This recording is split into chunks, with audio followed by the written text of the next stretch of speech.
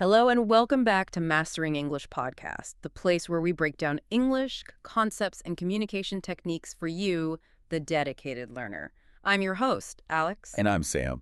It's excellent to be here to dive deep into these materials with you all today. We absolutely are ready. And look, we're starting this deep dive with a huge, uncomfortable truth that every single B1 learner feels. It's that moment where you just feel completely stuck in your speaking progress. And it's usually because you truly believe you need a speaking partner, right? Someone to practice with every single day. That feeling is incredibly real. It's that common frustration that creates this massive roadblock. Totally. B1 learners, they've often mastered the reading part. They understand the grammar, but the speaking output, that muscle memory, it just isn't advancing. Because they're waiting for someone else. Exactly. They're relying on the external validation and challenge of another person. Yes. We put all this pressure on ourselves like, I have to find the perfect language exchange partner, and then when we can't, we just stop. Stop progressing. But here's the really surprising thing that we pulled directly from all the research we analyzed. The truth is, you do not need a partner to dramatically improve your fluency. That is the core mission of this deep dive. The evidence suggests some of the absolute most fluent English speakers, the ones who speak almost effortlessly, they developed their skill practicing almost entirely solo. By themselves. All by themselves. They mastered specific targeted techniques like shadowing and thinking in English. And those techniques, as the sources define them, are true game changers.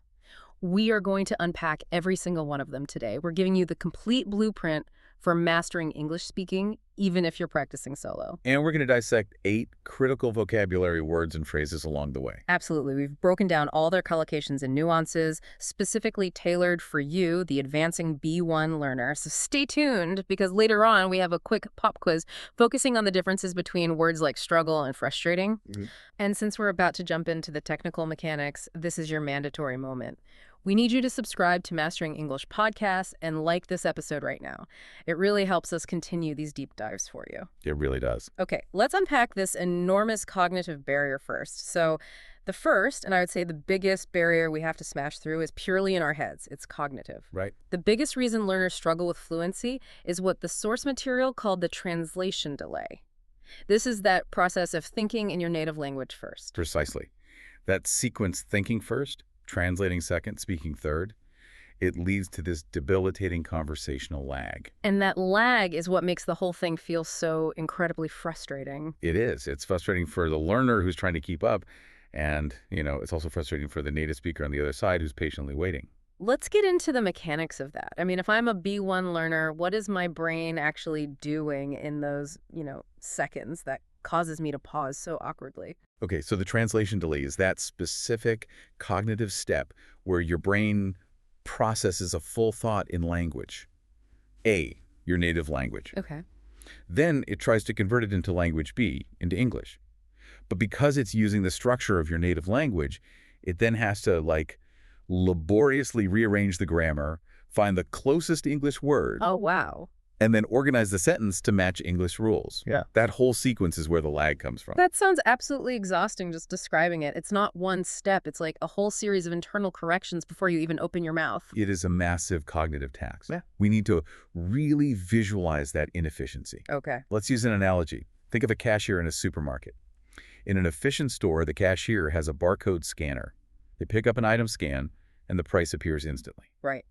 Instant. No middle steps. That is how fluent native thought works. The thought connects directly to the output. So what's the slow way? The translation delay way? The slow way is the manual process. So the cashier picks up the item. That's your complex thought. Then they have to look through this giant old physical book of prices. That's the translation part. Finding the word. Finding the word. Finding the concept. Then they have to manually type the price into the register, maybe adjusting for taxes and discounts. That's rearranging the grammar.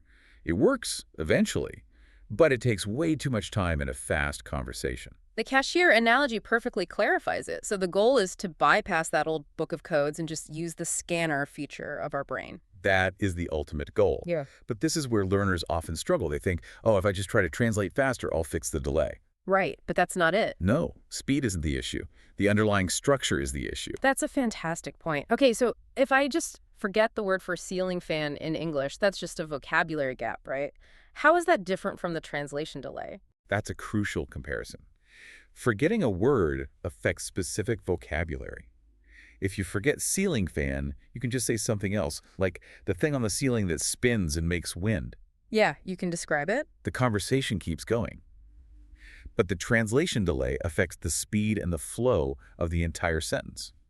You might know all the words, but if you have to translate your native sentence structure, which might be completely different from English, the lag just stops you from keeping a real-time rhythm. Let's put this in a real-world scenario. Let's go back to the coffee shop. I'm trying to order, the cashier is waiting, and the pressure is building. The pressure is the key factor. Okay, so the cashier asks, "What can I get for you today?" Simple question. Simple question, but the B1 learner's brain starts spiraling. They think in their native language. I need to request a medium size, confirm they have oat milk because I'm lactose intolerant, and then politely ask if they have a loyalty card program. Wow, okay. That's a very complex thought. It's a multi-part, nuanced sentence. Then they try to translate it word for word. By the time they've just arranged the first part, I want a medium oat milk latte, the effort has been so huge that They give up. they give up. They default to stuttering, pausing, or just saying, "Coffee, please." And they miss the chance to actually use their English. The cognitive bottleneck prevents the connection. It's like trying to run complex software on an old computer. The program is too heavy and the whole system just freezes up. Exactly. This is why training the brain to just generate simple, direct English structures is so critical. The feeling that comes with this whole bottleneck thing is perfectly captured by our first two words today. Let's start with struggle. Okay. I mean, a lot of B1 learners, myself included, we just say have difficulty or it's hard. But What's the real difference in intensity when I say I struggle? that's a fantastic distinction to draw. The difference is the level of sustained active effort. When you struggle, you're making strenuous, really difficult efforts. It's a forceful, often prolonged attempt against some kind of resistance. It implies a battle. A battle.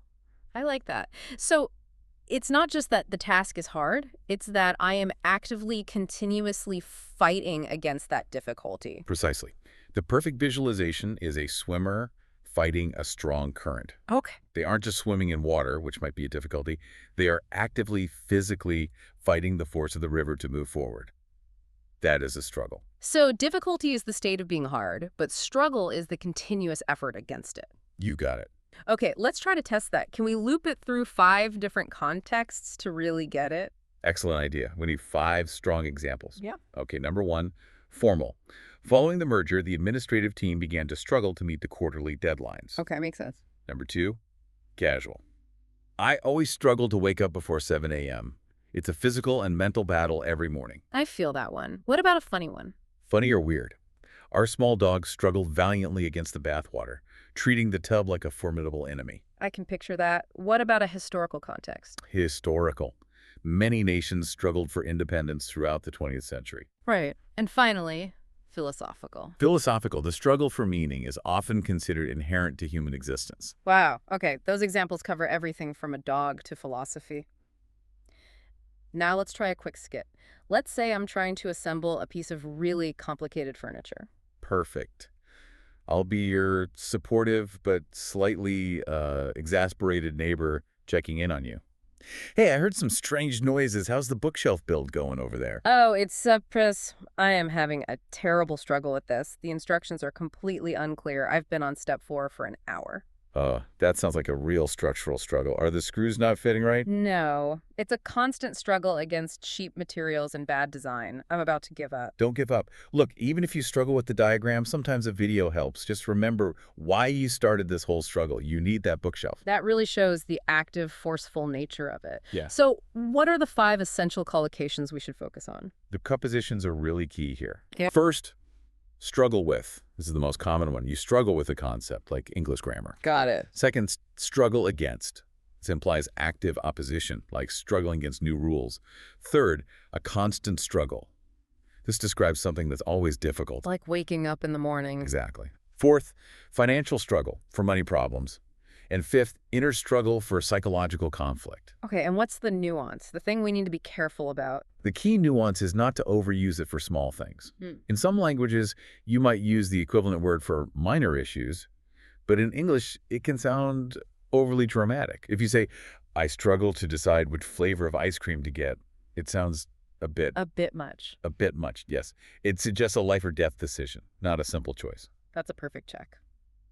Okay, let's move on to the word that describes the emotional result of that struggle. Frustrating. Hmm. Is something being frustrating just a more intense way of saying it's annoying? Not exactly. They're different. Yeah. Frustrating is defined specifically as causing you to feel annoyed or less confident because you are unable to achieve what you want. The blocked goal is mandatory. Okay, the blocked goal. So annoying is when my neighbor plays loud music. Frustrating is when I call the landlord and the police, and nothing I do stops the music. You have nailed the distinction. My goal of quiet is blocked. Exactly. The perfect analogy here is a jammed vending machine. You can see the snack you want, you've put your money in, but the machine will not release it. The goal is blocked and you feel helpless. That is frustration. That feeling of wanting to reach a goal but being unable to? Yes. Annoying is about small irritations. Frustrating is about blocked goals or the failure to make progress. Okay, let's see those 5 loops for frustrating. All right, 1, formal. Dealing with bureaucracy can be a deeply frustrating process. For sure. 2, casual. The slow Wi-Fi made streaming the movie incredibly frustrating. The worst. 3, funny weird. Watching a squirrel try and fail to open a squirrel-proof bird feeder is oddly frustrating. Huh. Yes, it is. Okay, what about historical and philosophical? Historical. The long wait for reinforcements proved frustrating for the troops on the front line. Right. And philosophical. The lack of a clear answer to major life questions is sometimes frustrating for thinkers. Okay, let's try an extended scenario. Let's talk about learning a new skill, like playing the guitar, and that feeling of not seeing results. Okay, I'll be the supportive friend trying to cheer you up. Ugh. I practiced that new chord on the guitar for 2 hours yesterday, and today I can barely even make the shape. It is so unbelievably frustrating. I know, that initial period is the most frustrating part of learning anything. It's when your desire to improve is so high, but the results are so small. It's the blocked goal. I know what I want my fingers to do, but they just won't cooperate. It's such a frustrating feeling. Don't let that frustration win. Just take a break. Sometimes the physical block just needs a mental reset. That captures the emotion perfectly. And finally, the collocations and nuance for frustrating. Right, 5 key ones. Frustrating experience. Frustrating delay. Feelings of frustration. Incredibly frustrating to intensify it. And highly frustrating, which is a bit more formal. And the nuance. The key nuance is that we usually use it to describe situations or actions, not people. It's more common to say, his behavior is frustrating than he is a frustrating person. The second one is much more direct and judgmental. So, we've established the problem. The translation delay is incredibly frustrating, and it makes us struggle. The solution, according to our research, is to train the brain to just skip that step entirely and think directly in English. Absolutely. The goal is automation, moving from that manual cashier to the instant barcode scan. Right. And the source material says to start simple. Just narrate your immediate actions. I'm standing up. I'm walking to the kitchen. I need to make some tea. And the other key part of this is simplification, right? So if I don't know a B2 word, I just use a B1 description. I don't try to translate a huge phrase like I am overwhelmed with responsibilities. Exactly. You simplify. You say, I have too much work today. That simplicity is the foundation. It is. And the challenge the source recommends is to set a timer for just 5 minutes and think only in English. Yeah. Every single day. That's the low-stakes, high-impact practice we need. Let's define thinking in English a bit more clearly. Is it just like a passive monologue in my head, or is it more active than that? It's the active and deliberate practice of generating your internal monologue, your planning, your analysis, all of it, exclusively using the target language. It's an immersion technique that you control completely. Okay, so if the translation delay was the old cashier system, what's the brain doing when it's successfully thinking in English? What's the analogy for that? We can use the operating system analogy. When you change your computer or phone's language to English, at first you're constantly checking everything. You're reading every word. Right. But after a while, your system adapts. You stop reading the words entirely. You just instinctively click the icon for settings because you know where it is and what it does. You stop processing the language and start just responding to the function. That's automation. It is. The system adapts. Soon, all the menus and functions of reality just become second nature in English. You're operating natively within the English system. So the critical comparison here, how is thinking in English really different from just translating in your head? Let's hit that hard. This is fundamental. Translating in your head keeps your native language's deep structure, and you just force English words into that frame. Which doesn't always work. It rarely works smoothly. Thinking in English forces your brain to generate native English structures from the very beginning. Simple ones, maybe, but correct ones. This trains the brain to skip that whole rearrangement step. That's where the speed comes from. Okay, but here's a critical question. Did the source material talk about any, risks here? If I'm only thinking in simple, fast thoughts, will that stop me from learning complex vocabulary later on? That is a very smart question. And yes, the studies we looked at acknowledge that initially, focusing purely on speed and simplicity can temporarily limit your deep conceptual thought. So I sacrificed depth for speed at the start. Exactly. But the research is clear that this is a temporary stage. Once the structural fluency is there, the how to say sentences, then you can reintroduce complexity and new vocabulary. You're building the highway first, and then you can worry about what kind of complex cargo you drive on it. I like that. Build the highway first. Okay, so make this practical for me. I'm walking my dog. What are some concrete examples of that simple B1 internal narration? Be active. You look up at the sky. The clouds look gray today. I hope it doesn't rain. I should walk the dog quickly. Or you're running late. I'm 10 minutes late. I need to hurry up. Where are my keys? And if you get stuck on a big idea? Simplify it. Instead of trying to think, I am contemplating the existential dread of modern consumerism, just think, I think shopping is too difficult. The key is to just keep the flow going, even if it sounds a bit clunky. Perfection is the enemy of fluency. Exactly. Okay, let's look at the words that describe this progress. We'll start with adapts. Is adapts just, a fancy way of saying changes? No, it implies something more strategic. The definition is to make something suitable for a new use or situation, or to become adjusted to new conditions. It always carries a sense of resilience. So a change can be random, but an adaptation is a necessary response to something. It's a reaction to pressure. That's the core difference. Let's use a plant analogy. Okay. If a plant just changes its color randomly, that's just a modification. But if the plant adapts its leaves to catch more sunlight in a shady spot, that's an adaptation. It's a required functional reaction to survive or improve. I get that intensity difference. Okay, let's test it against 5 different contexts. All right. 1, formal. The ecosystem successfully adapted to the lower rainfall. 2, casual. She quickly adapted to the new schedule at work. What about a funny one? Funny weird. My stomach takes a week to adapt every time I change my diet. 4, historical. Early settlers had to adapt their farming techniques to the local soil. And philosophical. Philosophical. The human capacity to adapt is our greatest strength. That's a great range. Let's use it in a scenario about moving to a new country and all the adjustments you have to make. Perfect. I'll ask you about your adjustment period. So, after 6 months in this new city, how are you finding things? I know the culture shock was pretty intense at first. It was. I've had to adapt really quickly to the language pace and the social rules here. It's very different from home. Right, you had to adapt your whole communication style. What was the hardest thing to adapt to? Honestly, it was adapting to the food. My stomach had to adapt to all the new spices. It takes a lot of mental and physical energy to truly adapt. Excellent. Now, collocations and nuance for adapts. First, adapt to. That's the essential preposition. Then adapt quickly or slowly. Also adapt the structure for organizations. What else? Ability to adapt, that's a great skill to have. And adapt and overcome, which is a strong motivational phrase. And the nuance. Because it implies resilience, it's often used in scientific or psychological contexts. Oh. It always suggests a positive or essential reaction to pressure. All right, let's move on to the word the source used to describe the technique itself. Game changer. Now, is this just like a good idea, or is it something more? It's something much more. A game changer is an event, idea, or procedure that creates a significant transformative shift.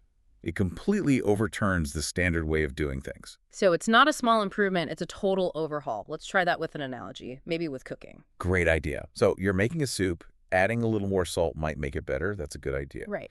But if you discover one secret ingredient, say a rare spice, that completely changes the dish from a simple soup into a gourmet meal, that ingredient is the game changer. It alters the entire landscape. The scale is what makes the difference. Yes, a good idea is a small improvement. A game changer has a massive transformative impact. The invention of the car was an improvement on the horse. The invention of the airplane was a game changer for travel. Got it. Okay, let's hit the 5 distinct loops. 1. Formal. The invention of the internet was a true game changer for global communication. 2. Casual. Getting a standing desk has been a total game changer for my back pain. Ha! I believe that. What's a funny one? Funny weird. This new recipe for chocolate chip cookies is a game changer. I can never go back. 4. Historical. This steam engine was a game changer during the Industrial Revolution. And philosophical. Philosophical. The discovery that the Earth was round was a game changer for our understanding of the cosmos. Okay, let's use it in a skit about a student who was really struggling and then found success. Perfect. I'll be the friend who's noticed the change. Hey, I heard you finally aced your English presentation. I thought you were really struggling with speaking anxiety last month. I was constantly overwhelmed, but then I started doing that 5-minute thinking in English challenge every morning. Just 5 minutes, and that was enough. It has been an absolute game changer. It shifted my brain away from translating and towards just speaking. I feel so much more fluent. That is amazing. It shows that one small technique can be a total game changer for the whole learning process. That felt really natural. Okay, collocations and nuance for game changer. You'll often hear a real game changer or a true game changer. In business, you might hear potential game changer. And for personal things. Life game changer is a big one. The main nuance is that this is highly positive, enthusiastic language. You should use it sparingly to maintain its impact. If everything is a game changer, nothing is. Okay, we've activated the English operating system in our brains. Now we have to move to the physical part, getting our mouths and vocal cords involved. This starts with self-talk, which, let's be honest, can feel a little bit awkward or even silly at first. It does feel awkward, but it's so necessary for articulation. The research is very clear on this. You have to move from internal thought to external sound. So just narrating your day, having fake conversations with yourself? Exactly, pretending to explain something. All of this helps you get comfortable with the physical act of speaking, practicing solo. And for those moments when you run out of things to say to yourself, that's where the most powerful technique for solo learners comes in. The shadowing technique. Shadowing is, it's revolutionary. It is quite literally your personal 24/7 pronunciation and rhythm coach. Let's make sure we're all on the same page. Can you define shadowing for us, focusing on what the goal is? Sure. Shadowing is a specific technique where you listen to a native speaker from a podcast, a TV show, whatever, and you speak at the same time or just slightly after them. So you're talking over them. In a way, yes. The goal is to imitate every single phonetic detail. The speed, the tone, the rhythm, the intonation. You want to match it exactly. So I'm not just repeating the words, I'm mimicking how they said the words. Okay, can we get an analogy for that? Think of yourself as a perfect echo. If I say a sentence, you're not thinking about the meaning, you're just replicating the sound exactly a fraction of a second later. You're training your mouth and tongue muscles to move in the way that native English requires. That focus on the physical part is key. So how is shadowing really different from just, say, reading a textbook out loud? It's a critical mechanical difference. When you read aloud, you're converting visual input text into sound. Your brain has to process the words, remember the pronunciation, and then make the sound. It's a lot of steps. It is. Shadowing uses auditory input. It bypasses that whole cognitive decoding step and focuses purely on mimicking the phonetic output. It trains your mouth and your ears at the same time.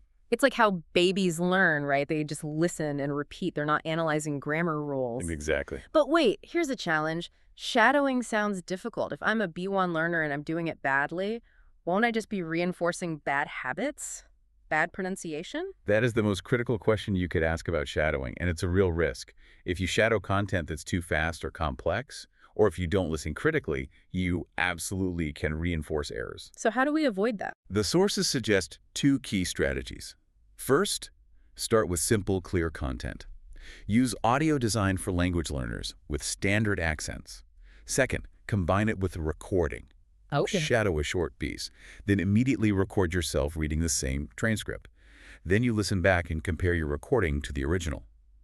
That feedback loop lets you identify if your rhythm is off before it becomes a permanent habit. So the recording is the safety net. It stops us from learning bad habits. Precisely. Let's try a quick scenario. I'll say a phrase, and you can talk about the physical difficulty of matching it. Okay, hit me. Okay, here it is, pretty quickly. I should have gone to the meeting, but I couldn't find the invitation, so I just decided to stay home. Whoa. Okay, when I try to shadow that, I realize the should have gone is almost one word, like should have gone, and couldn't find just runs together. My mouth feels like it's scrambling to keep up with the speed. It's pure physical work. That scrambling feeling is the sound of your mouth muscles adjusting to the native English rhythm. You are literally training muscle elasticity. The next word we have describes how you might feel when you first try this technique. Silly. So, does silly just mean stupid or dumb? No, that is a really common error. Silly means having or showing a lack of common sense, but usually in a lighthearted, foolish, or playful way. It's a much milder, often affectionate term. So, silly is low stakes. It's forgivable. What's a good way to visualize that? Think about wearing mismatched socks by accident or putting your car keys in the refrigerator. It shows a temporary lack of judgment, but it's more funny or cute than it is harmful. Okay, so the comparison is that silly is lighthearted, while stupid or dumb implies a significant negative lack of intelligence or a bad decision with real consequences. Perfect contrast. You feel silly when you walk into the wrong room. You feel stupid if you delete an important file without backing it up. Okay, let's hit the 5 loops for silly. All right. 1. Formal. The politician was criticized for making silly, easily disproven remarks during the debate. 2. Casual. Don't worry about singing off-key. We're just being silly and having fun. 3. Funny weird. I feel so silly when I ask where my glasses are and they're on top of my head. A classic. What about historical and philosophical? Historical. Many people thought the idea of a personal computer was a silly fantasy in the 1960s. And philosophical. Sometimes adopting a silly perspective can help relieve stress. Let's use it in a scenario about overcoming that fear of talking to yourself. Okay, you be the reluctant learner who feels self-conscious. I really want to practice, but walking around my apartment talking to myself, I am opening the fridge, I'm looking for the milk. I feel like I'll look and sound so incredibly silly if my roommate walks in. You might feel a little silly at first, yes. Yeah.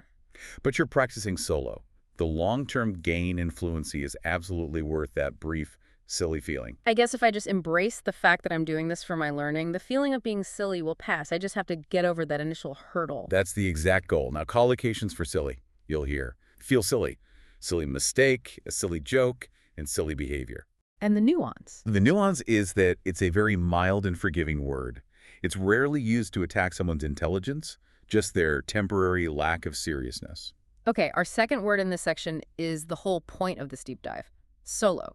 Is solo only used for like big, impressive things like a musician or a pilot? No, its use has expanded way beyond that. Solo is broadly defined as just done by one person alone, unaccompanied. It really emphasizes the independence of the action. Can you give me a visual for that? Think of a hiker tackling a difficult trail by themselves. They're doing the hike solo. It highlights their competence and their independent choice to go alone. So how does solo compare to the word alone? This is a place where B1 learners can get confused. This is a crucial distinction. Solo emphasizes the action being done by one person, and it often implies competence or skill. She gave a great solo presentation. Right. Alone emphasizes the state of being by oneself, which can be neutral, but often has a connotation of loneliness or isolation. He felt terribly alone in the big city. I love that clarification. Solo is about the act. Alone is about the emotional state. Okay, let's hear the 5 loops for solo. 1. Formal. The researcher conducted the entire experiment solo. 2. Casual. I took a solo trip to the mountains last summer. Nice. A funny one. Funny weird, he tried to eat a whole large pizza solo and failed spectacularly. 4. Historical. Amelia Earhart attempted a solo flight across the Atlantic. And 5. Philosophical. True artistic creation often requires long periods of solo reflection. Okay, let's use it in a stint about travel, debating the pros and cons of a self-directed trip. I'm planning my vacation for next year. Oh yeah. Are you going with friends or are you thinking of something different? I'm actually thinking about taking a solo trip, maybe to Japan. I've always traveled in a group before. Wow, going solo takes a lot of confidence, but it forces you to rely on your own skills, which is a great push for fluency. Exactly. I feel like a solo adventure will be a real game changer for my personal growth. I need to prove I can handle it solo. Excellent usage. Collocations are pretty straightforward. Practicing solo, solo mission, flying solo, which is a common idiom solo artist, and solo adventure. And the nuance seems to be pretty positive, right? Exactly. Yeah. It's generally positive or neutral, emphasizing independence and competence, which is why it works perfectly for this self-guided learning strategy. Okay, we've built the foundation. Thinking in English, then making sounds through self-talk and shadowing. Now we have to add the refining tool, the critical feedback loop, and this means getting over that cringe factor and actually recording yourself speaking. It is genuinely painful. I mean, I still cringe when I hear recordings of myself from years ago, but that pain is the mechanism of rapid growth. Let's define this practice method clearly then. Self-correction via recording. It is the systematic practice of capturing your own spoken English, your What? output, and then subjecting it to critical auditory review. You're comparing what you produced to the native speaker standard you hear during shadowing, and you're identifying every error for correction. It's the moment of honest self-assessment. It really is. Let's expand on the basketball analogy that our sources used. Why is reviewing this game footage so effective? Okay, think about a professional athlete. If a basketball player misses a shot, they don't just guess what went wrong. Right. They immediately review the footage, sometimes in slow motion.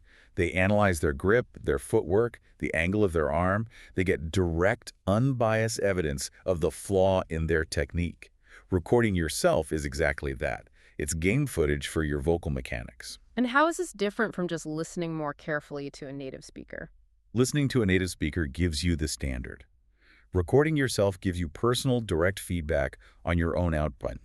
You might think you sound perfectly rhythmic, but the recording reveals that you speak way too fast when you're nervous, Or that your intonation is totally flat. or that the stress pattern on key words is consistently off. It reveals the gap between what you intend to say and what you actually execute. What are some of the common flaws that B1 learners are often shocked by when they listen back to themselves? There are three major ones that are almost always a surprise. First, filler words. The overuse of, like, Guilty? hearing 40 ums in a 3-minute talk is highly motivating.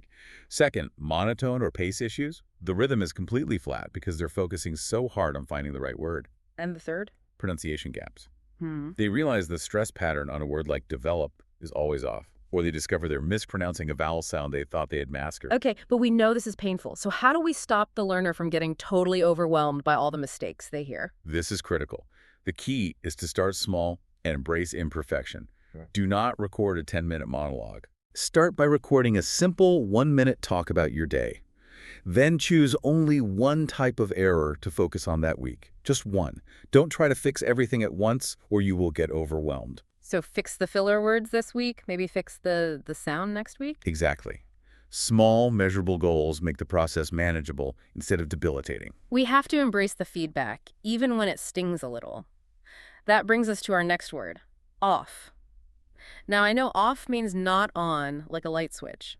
How is it used to mean wrong or incorrect when we're talking about pronunciation? Right. When we say pronunciation or timing is off, we're using it as an adjective or adverb that means it's deviating from the standard or correct position.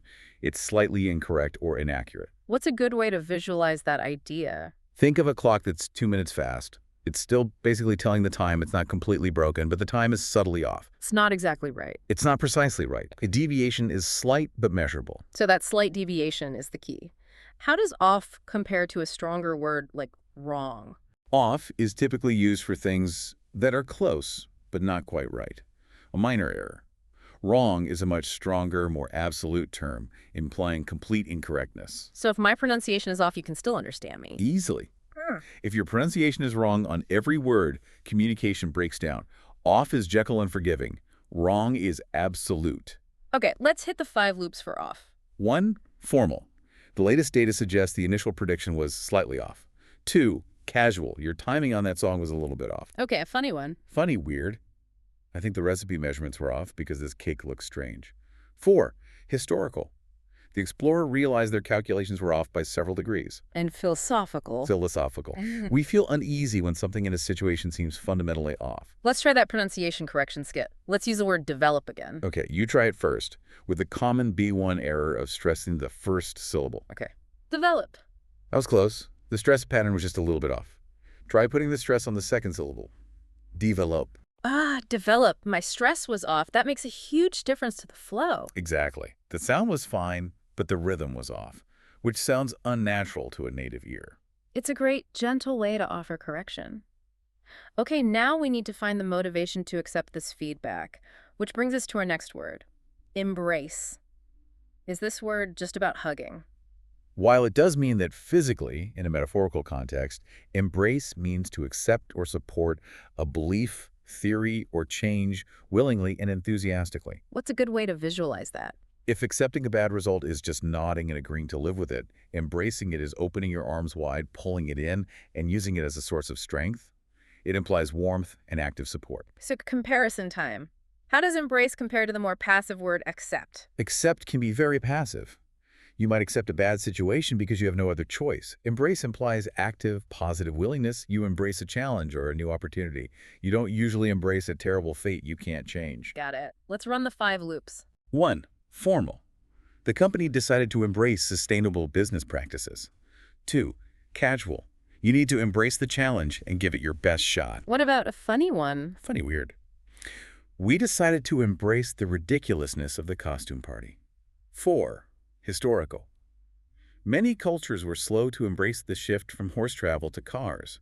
And philosophical. Philosophical. True learning requires us to embrace vulnerability. Let's use this in a skit about being nervous about having a foreign accent. That's a huge vulnerability for learners. Okay, you be the learner who feels self-conscious about their recorded voice. I just listened to my recording, and my accent is so strong. I sound so different from the native speakers I'm shadowing. I feel like I should just stop trying. Stop right there. That accent is part of your history and your identity. You need to embrace the fact that you're multilingual.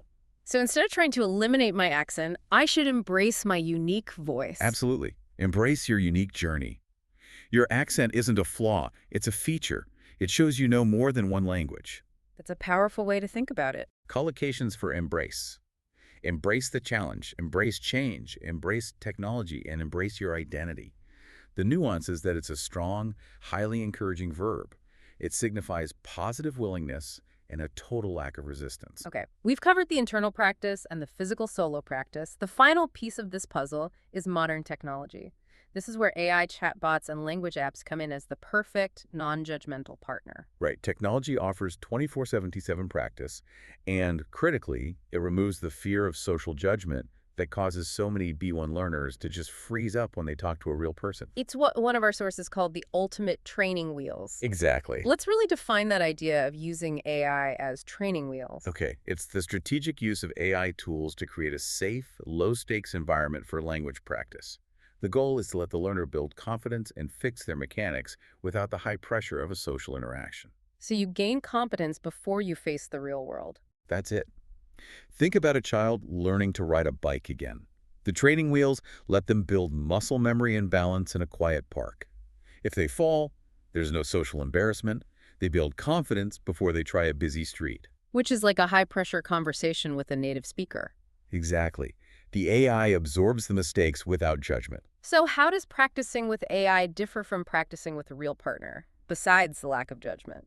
This is an essential comparison for strategy. AI gives you immediate, objective, and quantifiable feedback. It can tell you your grammar is off or give you a numerical score on your pronunciation. It's very technical. Very. A real partner, on the other hand, provides cultural context, idioms, and the dynamic flow of a human conversation, which AI still struggles to replicate fully. Use AI for mechanics. Use humans for culture and nuance. Okay, here's a critical challenge, though. What happens when the AI gives you wrong feedback? Or a sentence that's grammatically correct that sounds totally unnatural and robotic? That is a fundamental challenge because current AI models can hallucinate or provide overly formal language. So how do B1 learners protect themselves from that? The defense is twofold. First, always check the AI's feedback against a trusted source, like a good dictionary. Second, and most importantly, use the AI to generate corrections, but then immediately ask it, now give me 5 alternative, more casual ways a native speaker would say this. That's brilliant. So you use the AI to spot the mechanical mistake, and then you use it to generate native context to take it a step further. Precisely. Let's make this concrete. How would a learner use an AI like ChatGPT to practice a conversation effectively? What's the prompt? The learner has to give the AI a role. Please pretend you are the customer service representative for an airline. I have lost my luggage. The learner practices their questions. Then, after the conversation, they ask, please review my last 5 lines and give me corrections on my verb tenses and suggestions for more polite vocabulary. You get the practice, and then you get instant targeted feedback. This is a total game changer for solo learners, especially when they feel overwhelmed by traditional homework. Let's focus on that feeling of being overwhelmed. What's the clear psychological difference between feeling stressed and feeling overwhelmed? Overwhelmed is much more intense and debilitating. The definition is being subjected to too many things at once, being buried or covered by a huge amount of something, to the point where you are unable to cope. So stress is pressure you can still kind of manage, but being overwhelmed is pressure that just shuts you down. Right. Let's use an analogy of a small boat in a giant storm. Okay. The waves are so huge that the boat is about to be swallowed by the water. The boat cannot cope. It feels immediate failure and paralysis. That's being overwhelmed. That perfectly conveys it. So stressed is tension, but overwhelmed is paralysis from having too much input. Exactly. Let's run the 5 loops for overwhelmed. Yeah. 1. Formal. The small charity was overwhelmed by the sudden influx of donations. 2. Casual. I felt completely overwhelmed trying to choose a meal from the giant menu. Huh. That's a real feeling. Funny one. Funny weird. I was overwhelmed by the sheer number of squirrels in the park today. Okay. Historical and philosophical. Historical. The defense lines were overwhelmed by the size of the attacking army. And philosophical. Modern life often leaves us feeling overwhelmed by choice. Let's use it in a scenario about a learner facing a giant stack of homework. Okay, you be the student who's taken on too much. I started this new intensive English course, and I have 5 presentations, 6 essays, and 100 new vocabulary words this week. I'm completely overwhelmed. I just want to hide. Wow, that is a huge amount. You are absolutely overwhelmed with work. When you feel that paralyzed, you have to simplify and prioritize, or you'll struggle to even start. I feel like if I don't do all of it, I'll fail. I'm just overwhelmed by the sheer volume. Don't let that overwhelming feeling win. Just pick one thing to start, and once that's done, you can take it a step further. That leads perfectly to our next phrase. Take it a step further. Can I just say do more instead?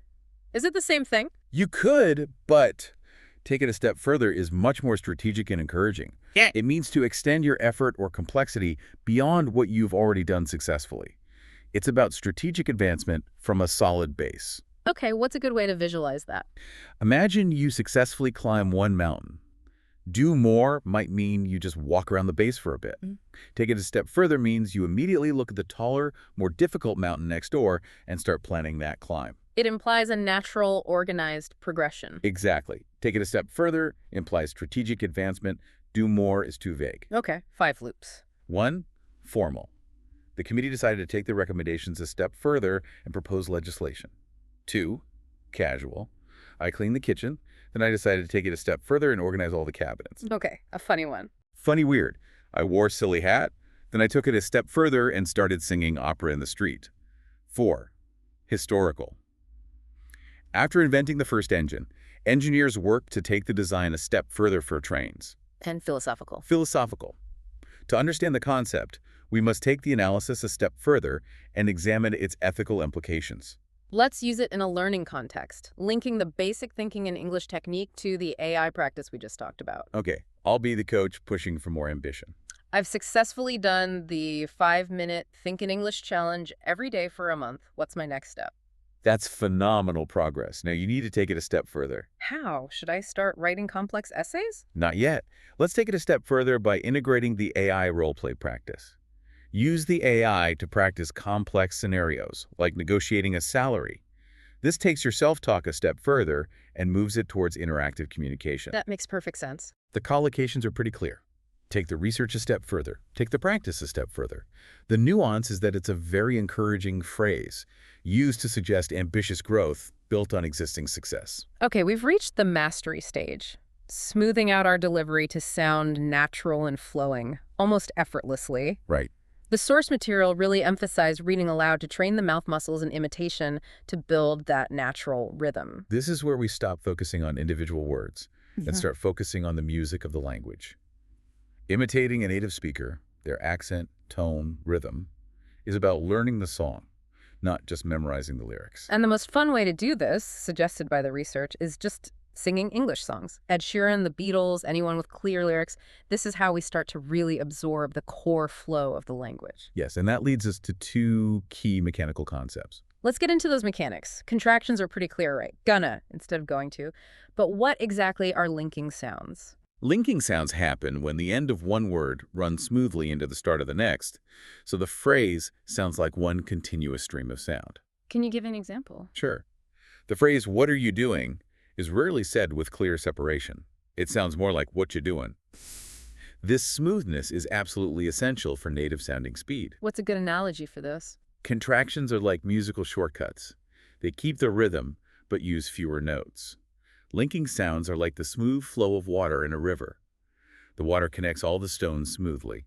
It doesn't stop and start abruptly at each one. Which is what non-fluent speech sounds like. Exactly. How do B1 learners tell the difference between these essential features and, like, slang?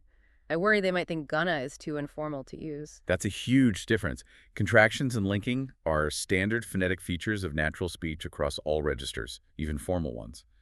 A news anchor uses linking sounds. Yeah. Slang, however, is specific, highly informal vocabulary like cool or lit that's tied to certain groups or times. Learning contractions is mandatory for fluent speech. Learning slang is optional.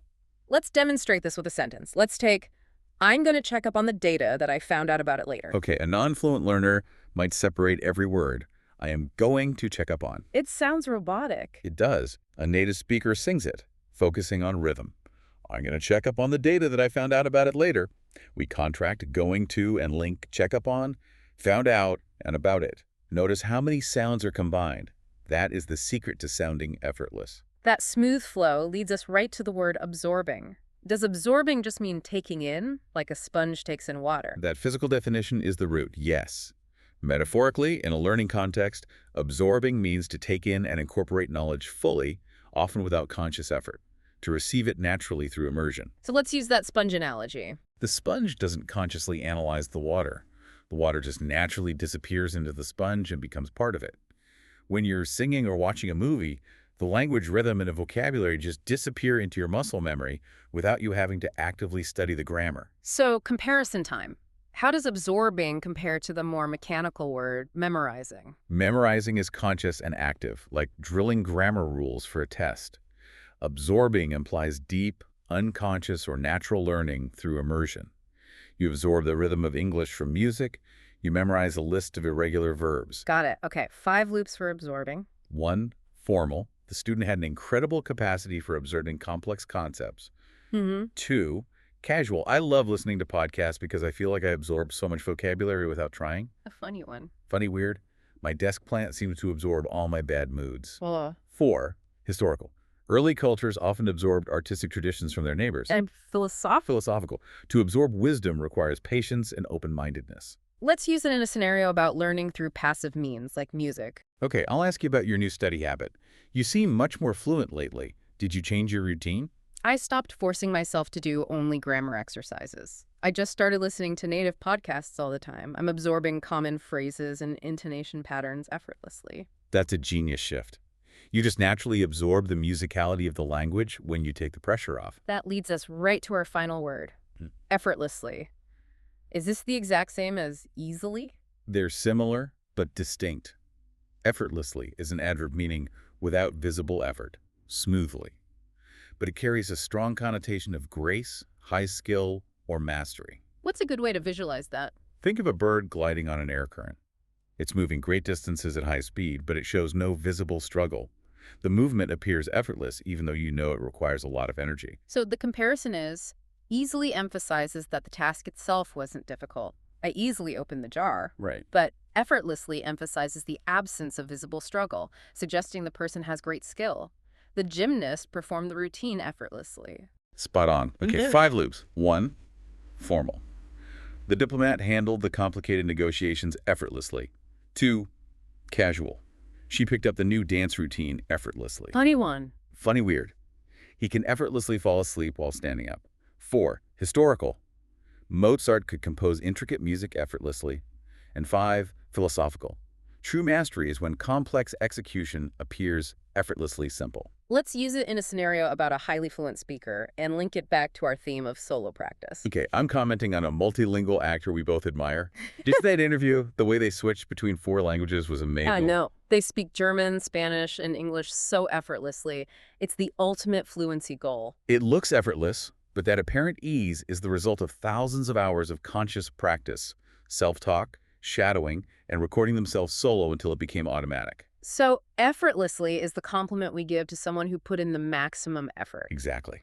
Collocations include speak effortlessly, move effortlessly, achieve effortlessly. The nuance is that it's a term of high praise, implying skill, practice, or natural talent. Okay, we've covered so many useful words and concepts. Now let's pivot to our common mistake segment. This is where we show B1 learners how they often misuse these words, usually because of translation from their native language. This part is so crucial for moving from just being understandable to sounding truly native. Okay, mistake number one, misusing struggle with prepositions. I often hear learners say something like, I struggle for the grammar rules. Can I say that? That is a very common but confusing error for a native speaker. If you say you struggle for the grammar rules, it sounds like you are fighting to obtain them. Like they're being kept from me and I'm fighting to get them. Exactly. It sounds like you're fighting for the right to use grammar. So what's the native usage? Native speakers would almost always say, I struggle with the grammar rules, or I'm having a struggle with this concept. Remember, struggle with means facing the difficulty. Struggle for means fighting to acquire something. The preposition with is key. Okay, mistake number two. Using silly in a formal or serious context. The new manager's decision was a disaster. Can I say, the CEO made a silly error that cost the company millions? You can, but it sounds very strange. Remember the nuance. Silly is for minor, trivial, or lighthearted things. A mistake that costs millions of dollars is not silly, it's consequential. So what should I say instead to show the severity? You should use stronger words. Native speakers would say, the CEO made a major error, or a costly mistake, maybe even a reckless blunder.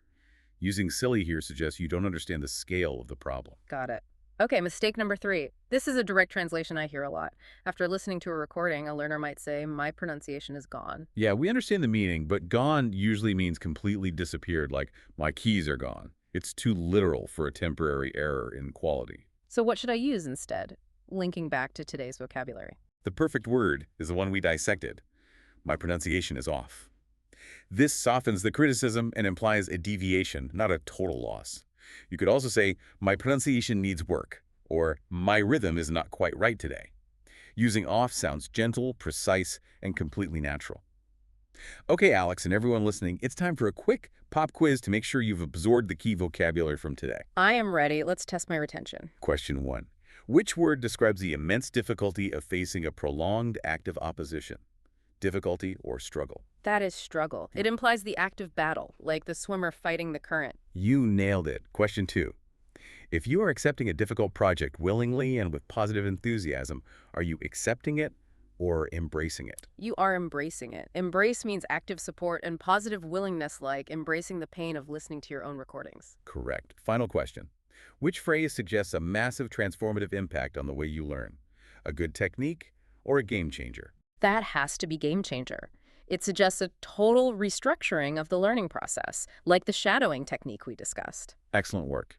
And great job to all of you at home who got those right. So let's summarize the top 3 actionable concepts we learned today for mastering English speaking solo. Okay. Number 1, overcoming the translation delay. That's the cognitive barrier that makes you struggle. The solution is committing to thinking in English. Number 2, Number 2, the power of self-correction.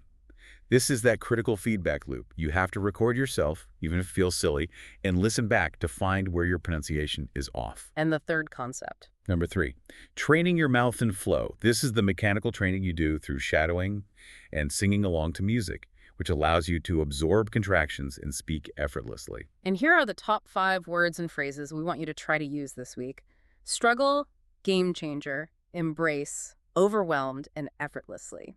And now for your micro challenge. We want you to try the 5-minute Think in English challenge tomorrow.